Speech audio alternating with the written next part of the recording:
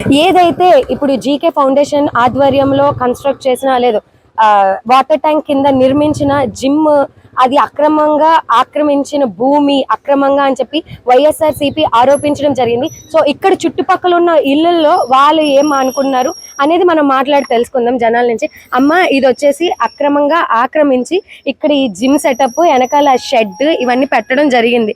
యాక్చువల్గా ఇదంతా ప్రభుత్వ భూమి. నిజానికి ఇది అంతా అసలు పెట్టకూడదు కదా. మామూలుగా అయితే ఎలా పెడతారు? దొంగతనాలు తగ్గాయి. ఏది అది పెట్టడం వల్ల నిశా పదార్థాలు వాడేవారు, నిశా గంజాయి వాడేవారు, మందులు తాగేవారు.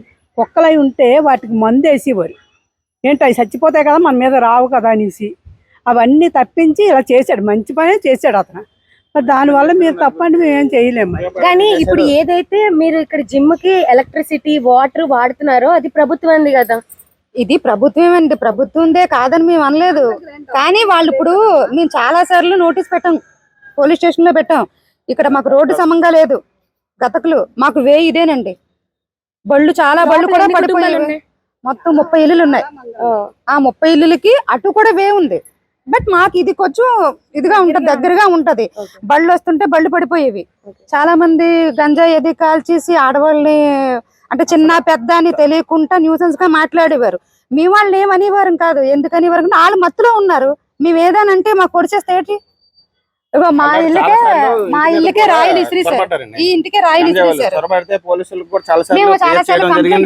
కంప్లైంట్ జరిగిన తర్వాత వచ్చారు. వచ్చినాక ఇక్కడ చాలా న్యూసెన్స్ చేసేవారు. ఎవరైనా లేడీస్ పిల్లలైనా కూడా చాలా అసభ్యంగా ప్రవర్తించి ఒకసారి కొన్ని అటాకులు కూడా జరిగాయి.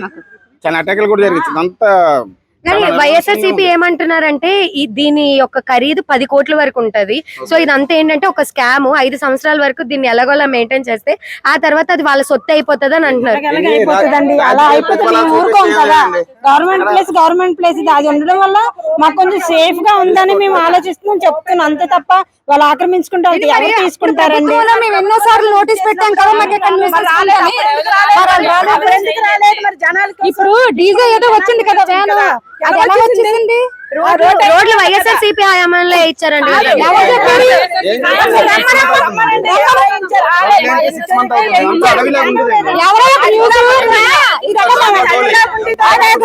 ఒక అతను ఇదట గవర్నమెంట్ ఇచ్చాడట మాకు ఇల్లులు. ఇప్పుడు ఏదైతే జిమ్ అంటే ఇక్కడ కొంచెం అసంఘిక కార్యక్రమాలు జరగకూడదు అని చెప్పి సో జిమ్ పెట్టారు కదా. జిమ్ ని యంగ్స్టర్స్ వాడుతున్నారా? అంటే దీనికి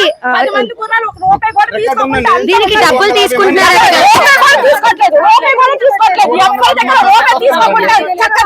అన్ని పనులు చేస్తున్నారు. అంతా చూసుకోండి. కావాల్సి ఎవరైనా తీసుకురండి, ఏ కుర్రాడిని తీసుకురండి. రూపాయి తీసుకున్నారంటే అడగండి అప్పుడు మమ్మల్ని. ఓకే, అంటే ఇది పెట్టిన తర్వాత ఇక్కడ ఏవైతే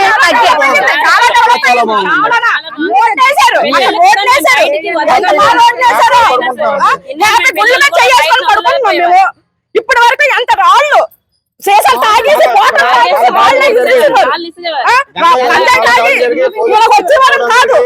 వాళ్ళు ఆడవాళ్ళతో ఆడపిల్లలు వెళ్తే భయపడిపోయేవారు. మగ పిల్లలు ఎంత ఇదిగా ఉండేవారు. ఇక్కడ మగవాళ్ళు తీసుకొచ్చేవారు అక్కడికే. ఇప్పుడు ఎవరు రావడానికి ధైర్యం చేయరు. ఇది పెట్టి ఎన్ని నెలలు అవుతుంది? సంవత్సరంన్నర అవుతుంది. అప్పటి నుంచి మెయింటెనెన్స్ ఇలాగే అది జీకే ఫౌండేషన్ తరఫు నుంచి అయ్యింది. అది ఒక జాగా వరకు ప్రభుత్వం చేసిందేమో కానీ మొత్తం ఎక్విప్మెంట్ అంతా కూడా అదే జీకే ఫౌండేషన్ వెనకాల షెడ్ అక్రమంగా వేశారు. దానికి పర్మిషన్ లేదు. ఏదైతే ఇప్పుడు మరి చేయడం కరెక్ట్ కాదు కదా. కదమ్మా, పర్మిషన్ తెచ్చుకొని చేశారు. పర్మిషన్ లేకుండా ఎవరు చేయరు.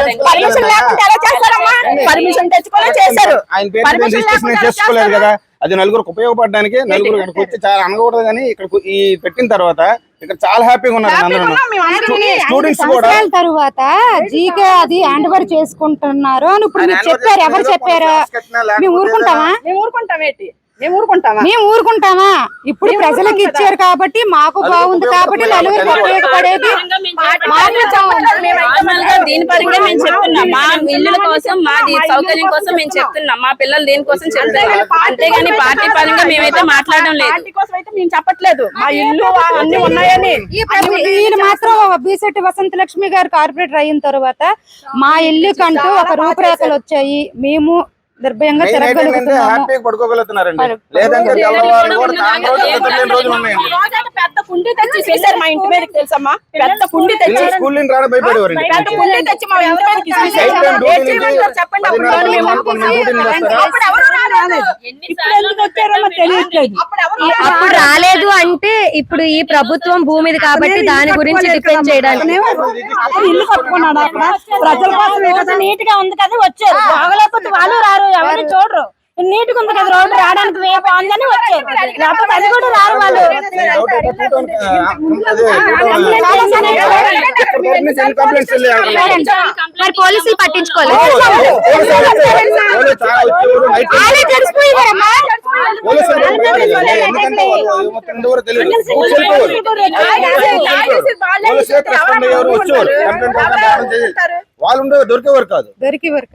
సో చూస్తున్నారు కదా, ఇప్పుడు ఈ వీడియో 2 వీడియోస్ మీ ముందే పెట్టాను. ఏదైతే వైఎస్ఆర్సీపీ మాట్లాడారో అండ్ ఎవరైతే ఆ ట్యాంక్ పక్కనున్న పబ్లిక్ మాట్లాడారో నిజాలు మీరే తెలుసుకోండి. సో ఏది కరెక్ట్ అనేది మాతో కామెంట్ సెక్షన్ లో ఖచ్చితంగా షేర్ చేసుకోండి. ఇలాంటి మరెన్నో వీడియోస్ కి చూస్తూనే ఉండండి విశ్వభారత్ టీవీని. నేను మీ ప్రాలిక, కెమెరామ్యాన్ బై శ్రీను.